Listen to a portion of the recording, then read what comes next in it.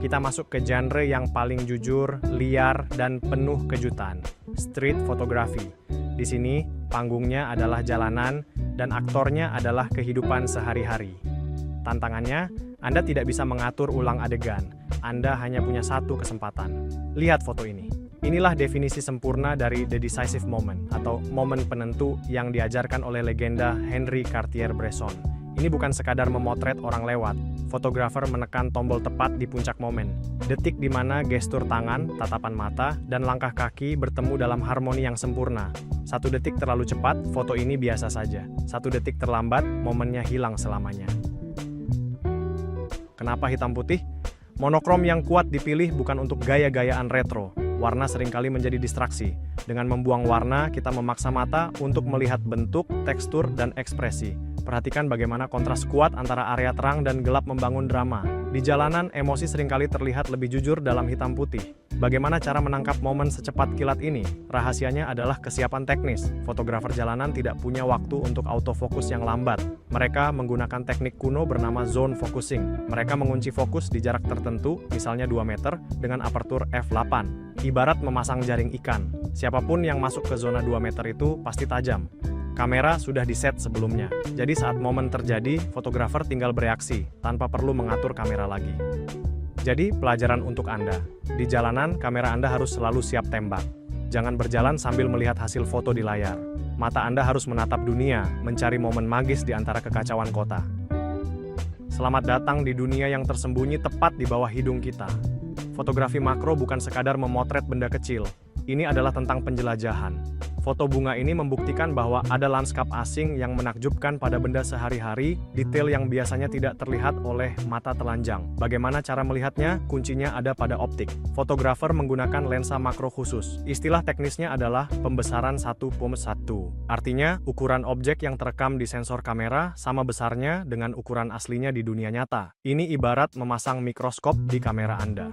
Namun, ada harga mahal untuk pembesaran ekstrem ini. Fokusnya menjadi super tipis. Jika Anda memotret kepala semut, badannya pasti buram, blur. Disinilah teknik digital berperan. Foto ini menggunakan focus stacking. Ini teknik curang yang jenius. Fotografer mengambil puluhan foto dengan titik fokus yang digeser sedikit demi sedikit dari depan ke belakang. Lalu semua foto itu digabungkan, stack di komputer. Hasilnya, gambar yang tajam di seluruh subjek, sesuatu yang mustahil dilakukan dalam 1 kali jepret. Terakhir, perhatikan cahayanya. Tidak ada bayangan gelap yang menutupi detail, bukan? Ini berkat pencahayaan ring light yang melingkari lensa, memberikan iluminasi merata dari segala arah. Dan tentu saja, tripod stabil adalah hukum wajib. Dalam pembesaran ekstrem, getaran napas Anda saja sudah cukup untuk membuat foto jadi gempa bumi. Jadi, cobalah mendekat. Lebih dekat lagi, dunia mikro sedang menunggu untuk ditemukan. Biasanya, kita memotret untuk membekukan waktu. Klik, momen berhenti. Tapi bagaimana jika kita ingin memperlihatkan perjalanan waktu itu sendiri? Selamat datang di dunia long exposure atau exposure panjang. Di sini, kamera tidak berkedip secepat kilat, tapi membuka matanya lebar-lebar selama beberapa detik. Lihatlah air terjun sungai di foto ini. Airnya tidak terlihat seperti percikan beku, melainkan seperti kabut atau kain sutra halus. Efek ini tercipta karena kamera merekam pergerakan air selama 1 hingga 3 detik. Hasilnya adalah sebuah juxtaposition visual, pertentangan, yang memukau.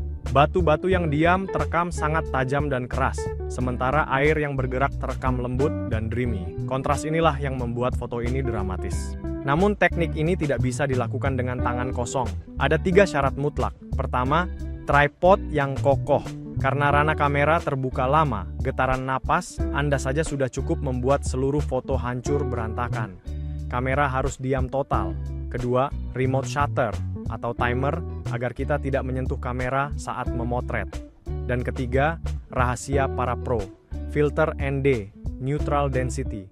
Bayangkan memotret selama 3 detik di siang bolong. Foto pasti akan putih total, overexpose karena kebanyakan cahaya, kan? Filter ND bertindak sebagai kacamata hitam super gelap untuk lensa. Ia membatasi cahaya yang masuk, memungkinkan kita membuka rana selama 3 detik tanpa merusak foto. Jadi, teknik ini mengajarkan kita satu hal.